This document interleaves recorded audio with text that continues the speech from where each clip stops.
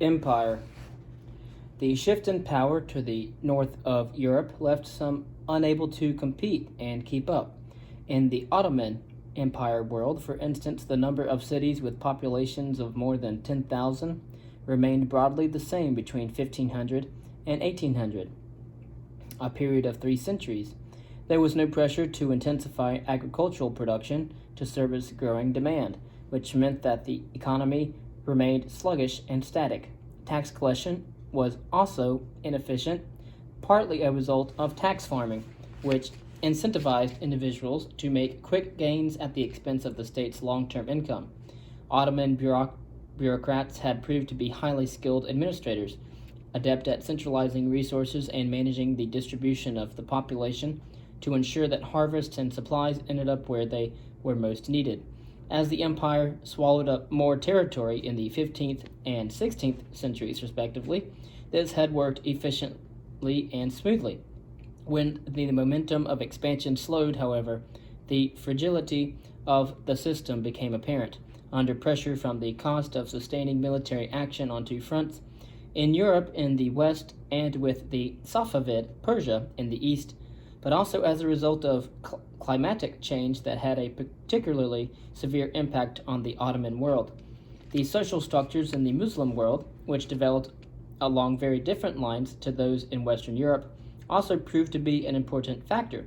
Islamic societies generally distributed wealth more evenly than their Christian counterparts, largely thanks to very detailed instructions set out in the Quran about legacies, including principles that were positively enlightened by the standards of the day when it came to the share women could and should expect from the estates of their father or husband. A Muslim woman could expect to be much better looked after than her European peer, but this came at the expense of allowing large-scale wealth to remain within the same family for a long period of time. This in turn meant that the gap between rich and poor was never as acute as it became in Europe because money was redistributed and recirculated more widely. These values, to some extent, inhibited growth. As a general rule, teaching and stipulations about legacies meant that families found it hard to accumulate capital over successive generations because inheritance was progressive and egalitarian. In Europe, primogeniture concentrated resources in the hands of one child and paved the way for great fortunes to be built up. For some, the fact that Europe, or rather northwestern Europe, had never had it so good was a cause of anxiety. Calvinist priests in the Low Countries preached with terrifying conviction about money being the root of evil and about the perils of indulging in luxury. Similar sentiments could be found in England, where men such as Thomas Mun, a particularly angry commentator of the early 17th century, bemoaned the misspending of time in idleness and pleasure, warning that material wealth could bring poverty of knowledge and general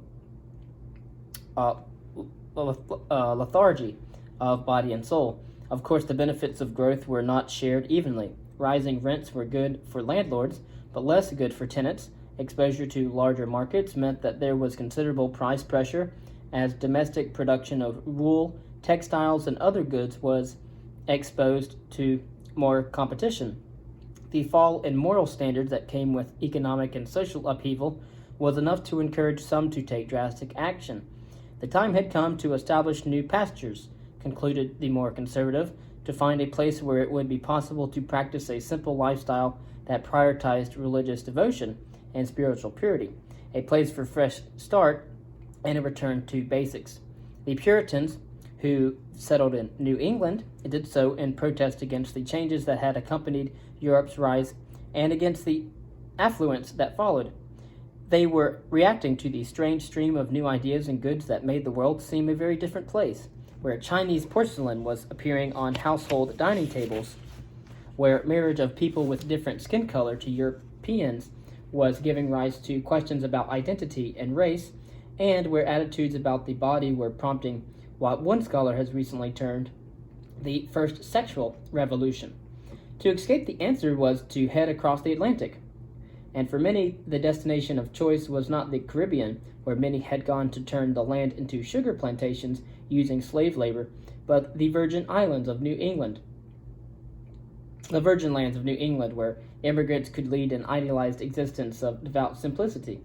The only difficulty, of course, was the native population, who delight to torment men in the most bloody manner that may be, flaying some alive with the shells of fishes, cutting of the members and joints of others by piecemeal, and broiling on the coals, eat the collops of their flesh in their sight whilst they live, with other cruelties horrible to be related.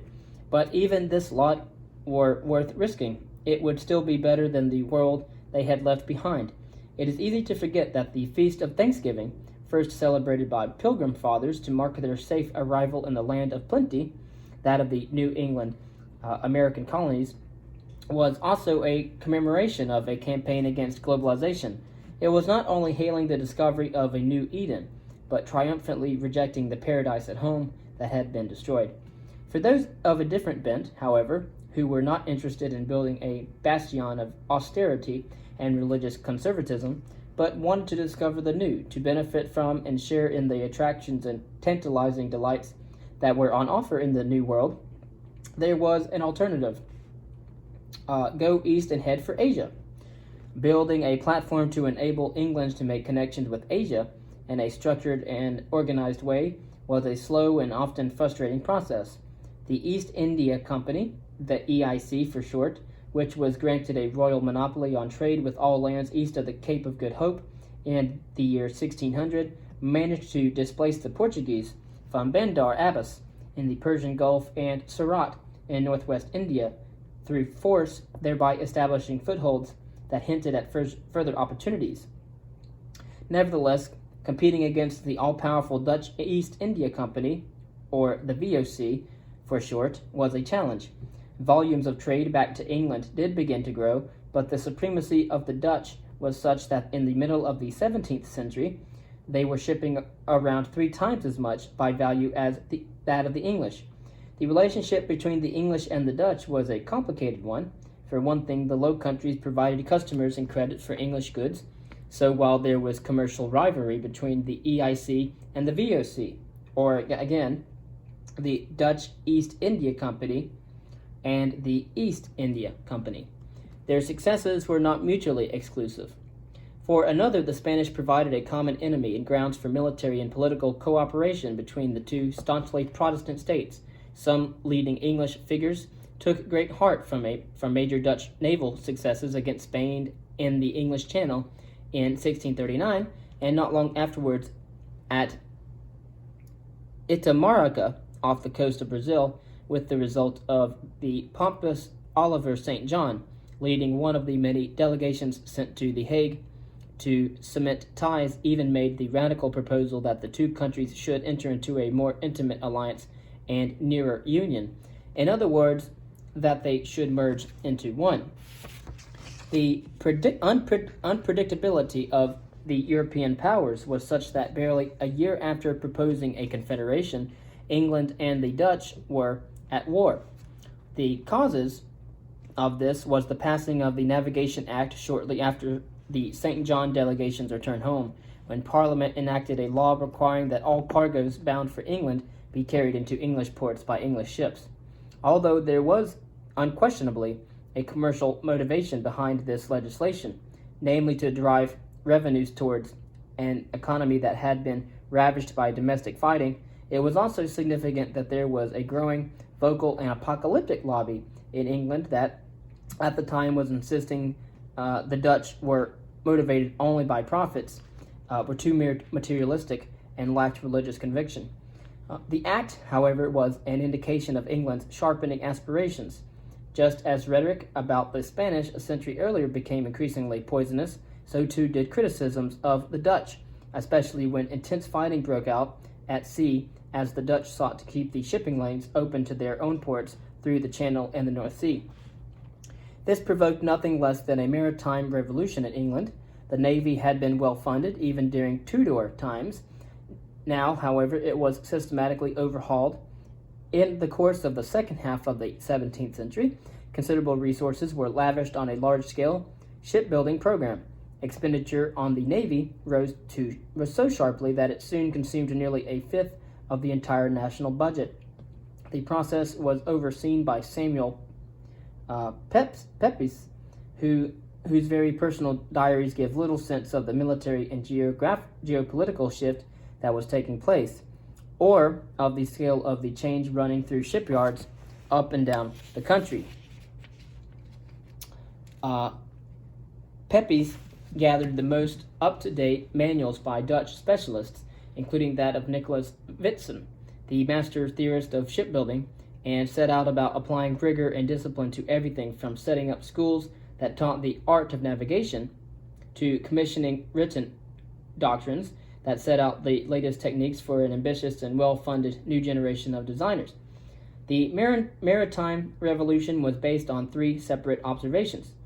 The first observation was that specialized heavy vessels were more effective than light cruisers. Success hung on being able to deliver concentrated firepower and being able to resist it. Ship design was modified accordingly, with the emphasis on large, powerful ships that were like floating castles. The second observation was that experience could teach better lessons. Encounters with the Dutch fleets in the 1650s and 1660s resulted in devastating losses, both in terms of ships lost or captured and also in terms of senior officers and captains lost in battle. In 1666, nearly 10% of the Navy's senior commanders were killed in a single engagement. As a result of such bruising encounters, naval tactics were systematically re-evaluated. Training manuals such as Fighting Instructions by Admiral Blake, one of the great naval leaders of the age, were disseminated and digested. Sharing knowledge and learning from the past was crucial in making the Navy the best in the world. Between 1660 and 1815, combat fatalities among English or British captains fell by an astonishing 98%.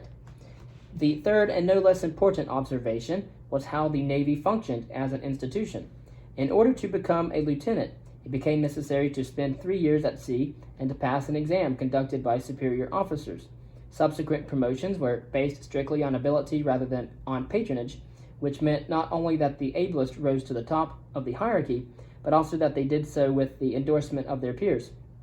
The incentivizing transparency of this meritocratic system was further enhanced by a system that rewarded those who had served for longest in the most important capacities.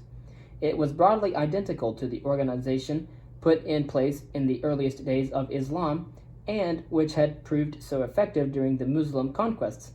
In England now, too, spoils were shared according to a preset allocation, with officers and sailors rewarded in proportion to seniority and length of their service.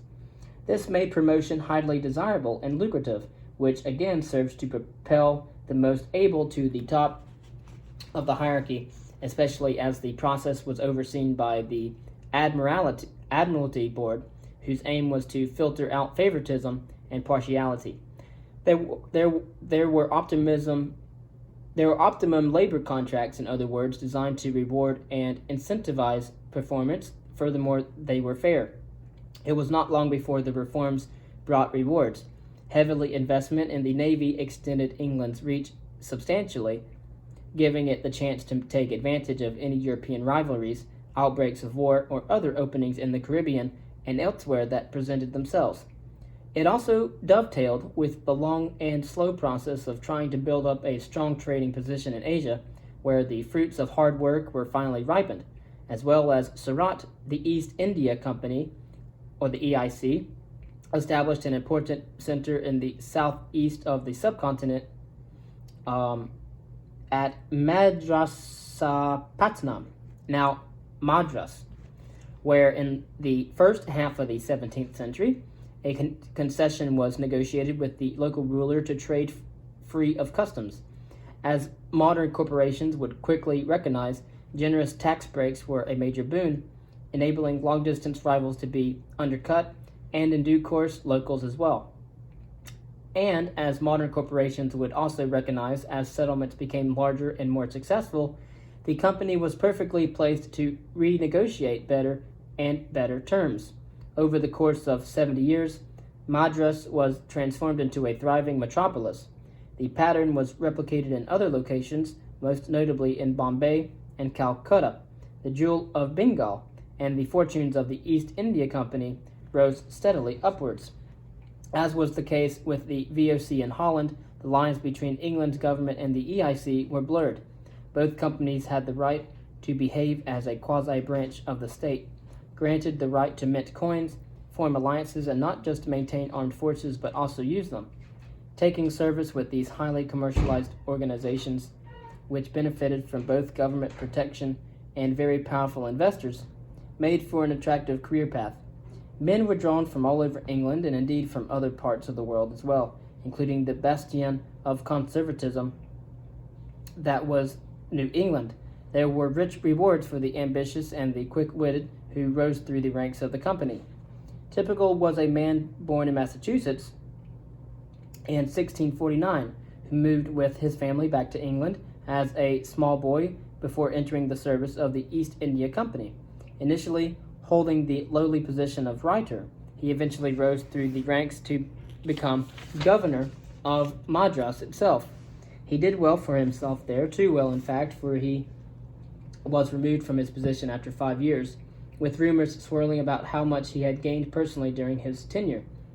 That he returned home with 5 tons of spices, large quantities of diamonds, and innumerable precious objects suggests that the accusations were well founded, as does his own epitaph in Wrexham in North Wales, where he was buried.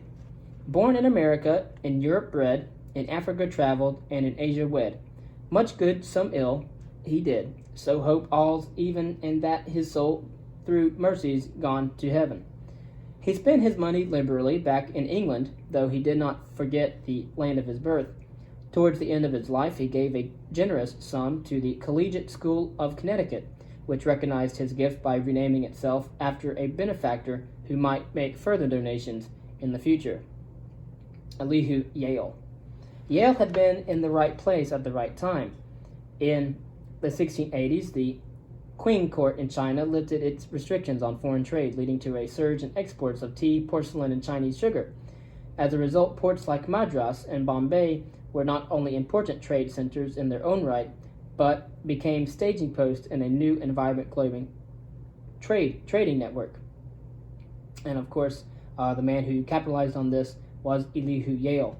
The late 17th century marked the start of a new era of contacts between Europe and China. These were not confined to commerce. The mathematician Gottfried Leibniz, who developed the binary system, was able to hone his ideas thanks to texts about Chinese arithmetic, theories sent to him by a Jesuit friend who had gone to live in Beijing toward the end of the 17th century. Those who were in a position to take advantage of the new commercial or intellectual connections that were being made could do very well for themselves. By the time of his endowment, Elihu Yale himself was sensitive to the way that the East and India in particular were being increasingly seen as a shortcut to great wealth. "You must not be impatient in your progress, nor make haste for riches," he wrote to his godson, Elihu Nix. "My fortune cost me nearly 30 years' patience. As one of the first wave of Englishmen to fill his boots, it was a bit rich to be giving such stern advice to the next generation. And as it happened, the prospects of becoming unfeasibly rich in Asia were just about to get even better. The Golden Age was dawning in England. That an island in the North Atlantic came to dominate international affairs, to be the heart of an empire that controlled a quarter of the globe and had influence far beyond, would have astonished historians and empire builders of the past. Britain was an inhospitable place, wrote one of the great historians of late antiquity, where the air was so poisonous in some places that it could kill if the wind changed direction. It was inhabited by Britons, whose name, speculated one author not long afterwards, came from the Latin brutus, that is, irrational or stupid. Separated from the rest of Europe by the Channel, it was distant, isolated, and peripheral. These weaknesses now became formidable strengths and underpinned the rise of one of the greatest empires in history. There were many reasons for Britain's ultimate success. Scholars have noted, for example, that levels of social and economic inequality were lower than in any other countries in Europe, and that the bottom tiers of the population had noticeably higher levels of calorie consumption than their continental peers. Recent research has also emphasized that changes in lifestyle played a role, as work rates and efficiency rose sharply thanks to the rewards on offer from the growing economy. Britain's surging success also owed much to the fact that it was home to so many innovators.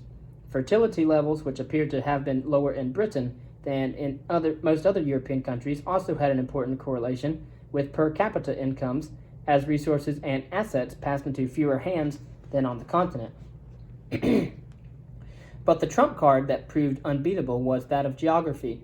England, or Britain, after the union with Scotland in 1707, had a natural barrier protecting it from its rivals, the sea. This was helpful in terms of dealing with military threat, but it was a godsend when it came to government expenditure. With no land frontiers to defend, Britain's military expenditure, and again, after 1707, that was Britain and England and Scotland, with no land frontiers to defend, Britain's military expenditure was a fraction of its continental rivals. It has been estimated that while England's armed forces were approximately the same size as those of France in 1550, by 1700 the French had almost 3 times more men in service than England. These needed equipment and pay, meaning spending was proportionally far greater in France than in England. Revenues were also proportionally lower in France as soldiers and sailors, each a potential generator of taxable income, and indirect taxes through consumption were removed from fields, factories, and other employment to serve their country.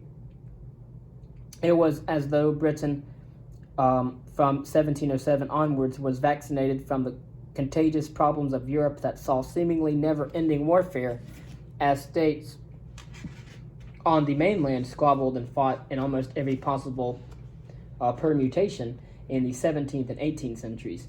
The British, from 1707 onwards, learned to intervene judiciously, taking advantage of circumstances that were in their favor, but staying out of it when the dice were loaded against them. It was also becoming clear that what happened in Europe could determine one's fate on the other side of the world. Intense arguments about who would inherit the throne of Austria could have consequences that led to fighting and exchanges of territory in European colonies all over the world. The issue of the legitimacy of Maria Theresa's succession in the 1740s provoked outbreaks of fighting from the Americas to the Indian subcontinent that lasted nearly a decade. The result, when matters were finally settled in 1748, was that Cap Breton in Canada and Madras in India changed hands between the French and the British. This was just one example of how competition between European powers had effects on the other side of the world. Towns in India were handed to the French by the Dutch at the end of the 1690s as a result of the settlement of the 9 Years' War in Europe.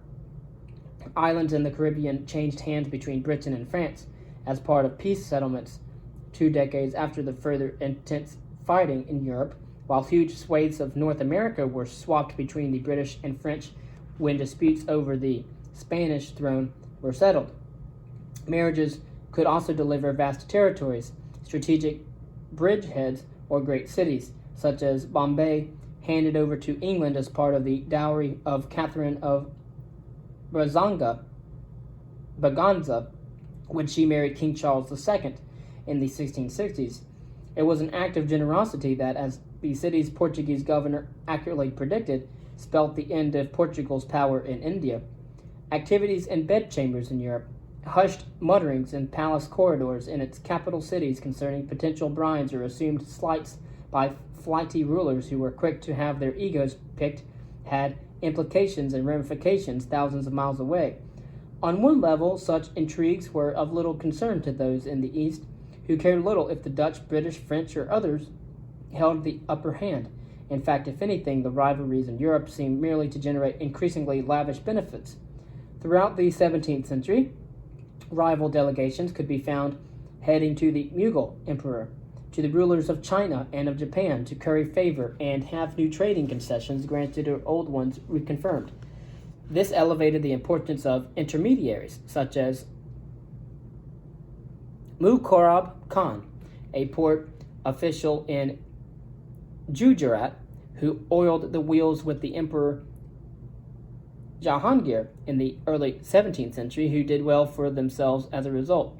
In Khan's case, the goods he bought in 1610 made up the Arabian horses, slaves from Africa, and other luxuries, took more than 2 months simply to clear customs. The British in Asia operated, as one historian has put it, on the principle that everything and everyone had a price. This provoked extravagant gift-giving, but also protest from some who condemned the covetousness of those who were courted. The Mughal emperor, Jahangir, for example, had a particular soft spot for being given overgrown elephants, and perhaps dodos, too, as gifts, and was said to have a heart so insatiable as that it never knows when it has enough, being like a bottomless purse that can never be filled, for the more it has, the more it covets. Dutch envoys brought coaches, suits of armor, jewels, fabrics, and even spectacles to Beijing in the 1660s in a bid to win favor following the loss of their position in Taiwan shortly beforehand. An account of another extravagant Dutch delegation, this time to Lahore in 1711, shows the tremendous effort that went into flattering and winning valuable contacts, as do glorious images made of the reception in Udaipur as the embassy made its way north.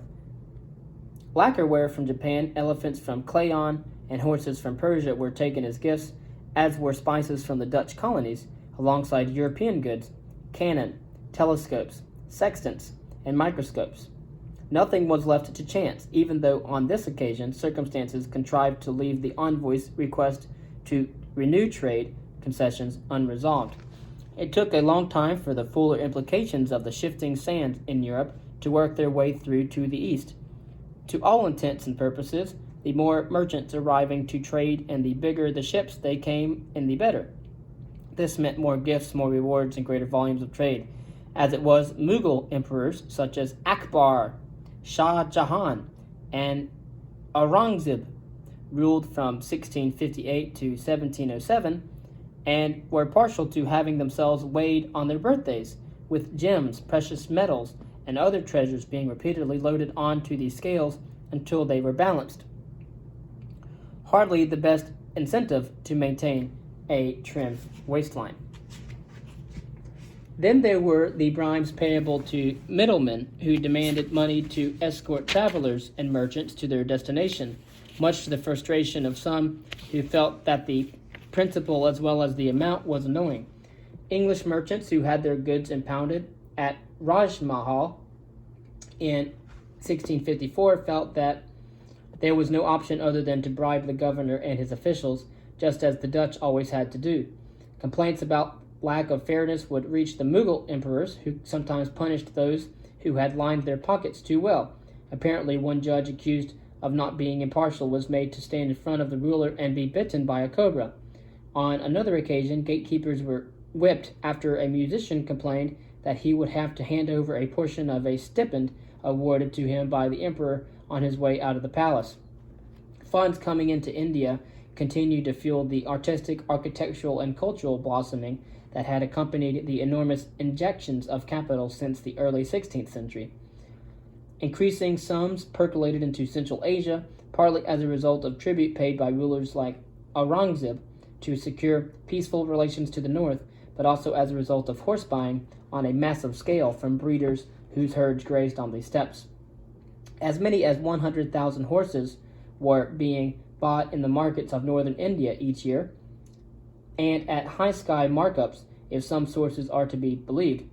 Even greater numbers of livestock were also sold to merchants from India, as well as from Persia, China, and increasingly Russia, leading to further wealth following into the region. Cities such as Kokand in modern Uzbekistan flourished, with accounts talking rapturously of the quality of the rhubarb, tea, porcelain, and silk that could be bought at cheap prices and in considerable quantities. Despite the rise of European trade, the networks crossing the spine of Asia were still very much alive and kicking.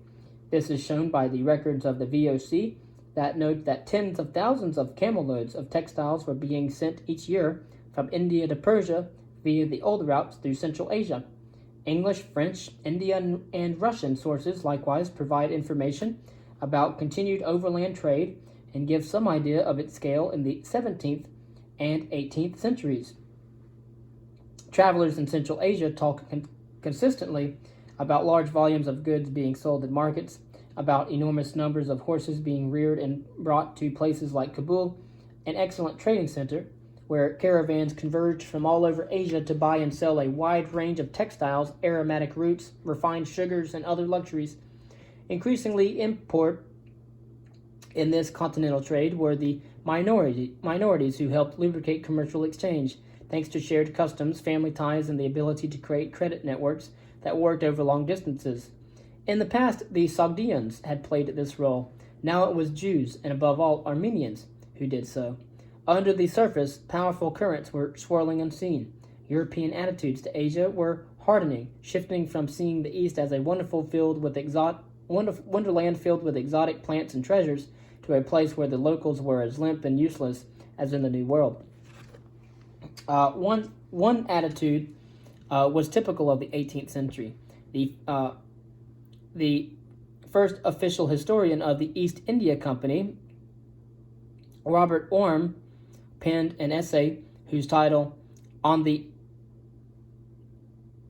Effeminacy of the Inhabitants of Indostan, reveals much about how contemporary thinking had toughened.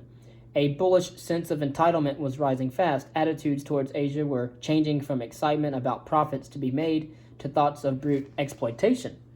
This outlook was captured perfectly in the Nabob, the term given to the East India Company officials who did absurdly well for themselves in Asia.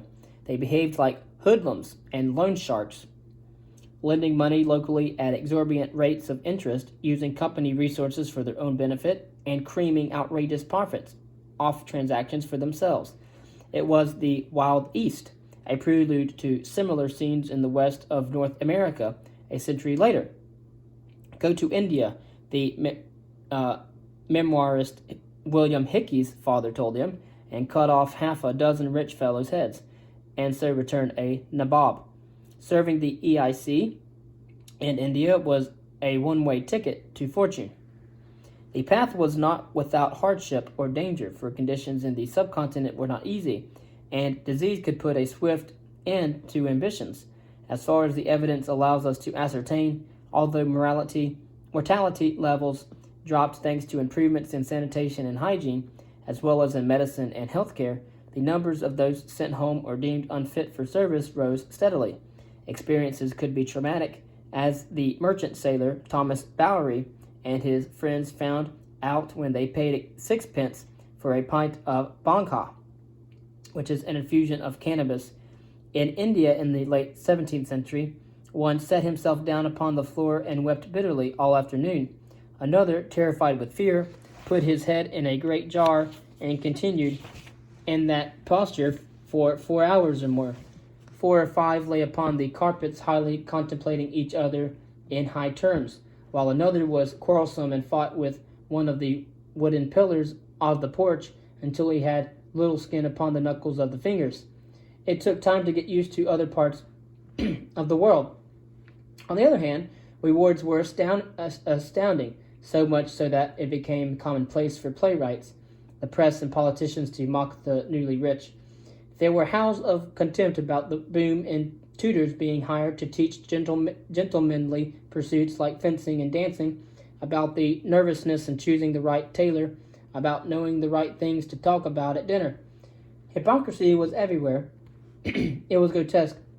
William Pitt, the elder, told fellow MPs in the late 18th century that the importers of foreign gold have forced their way into Parliament by such a torrent of private corruption as no private hereditary fortune could resist. There was no need, he felt, to note that his own grandfather had brought back one of the world's great gemstones, the Pitt diamond, from his spell in India, and used the wealth he had accumulated during his spell as governor of Madras to buy a country estate and the parliamentary seat that came with it. Others were also outspoken. It was awful, a furious Edmund Burke told an inquiry in the House of Commons not long afterwards, that nabobs were destroying society by throwing their wealth around, becoming MPs, and marrying the daughters of the gentry. Getting angry about such matters had little effect, however. After all, who would not want an ambitious and rich young buck for a son-in-law, or a generous spouse for a husband? The key to unlocking these great fortunes lay in the transition of the East India Company from a mercantile operation ferrying goods from one continent to another into an occupying power. The shift into both drug dealing and racketeering was seamless. Opium was grown in increasing volumes on plantations in India to fund purchases of silk, porcelain, and above all, tea from China. Imports of the latter soared, with official figures that chart a rise from 142,000 pounds of tea bought in 1711 to 15 million pounds 80 years later, figures which conceal further shipments that must have been smuggled to avoid tax. In a neat mirror image, rising addiction to luxury goods in the West was effectively being traded for, and soon matched by rising addiction to drugs in China. Also think of the opium addiction in Japan as well. Making money in other dubious ways was no less lucrative. Although protection had been offered to local rulers in India in the 18th century on an increasingly regular and large scale, the decisive moment came in 1757 when an expedition led by Robert Clive was sent to Calcutta to intervene following an attack on the city by the Nawab of Bengal. Clive was soon being offered enormous sums to provide support for rival local candidates wanting to assume power. In no time, he found he was granted control of the Diwani, or the tax take of the region, and was able to help himself to the revenues of one of the most populated and economically vibrant parts of Asia, home to a textile industry that was responsible for more than half of all Britain's imports from the East. Almost overnight, he became one of the richest men in the world. A House of Commons Select Committee that was set up in 1773 to look at the aftermath of the conquest of Bengal revealed the staggering sums taken from the Bengali purse. Over 2 million euros, tens of billions in today's terms, had been distributed as presents, almost all of it finding its way into the pockets of EIC employees locally. The outrage was compounded by disgraceful and shocking scenes in Bengal itself. By 1770, the price of grain had been driven higher and higher, with catastrophic results as famine kicked in. The death toll was estimated in the millions. Even the Governor General declared that a third of the population had died. Europeans had thought only of enriching themselves as the local population starved to death. The situation was entirely avoidable. The suffering of the many had been sacrificed for personal gain. To howls of derision, Clive simply answered, like the chief executive of a distressed bank, that his priorities had been to protect the interests of shareholders, not those of the local population. He deserved no criticism, surely, for doing his job.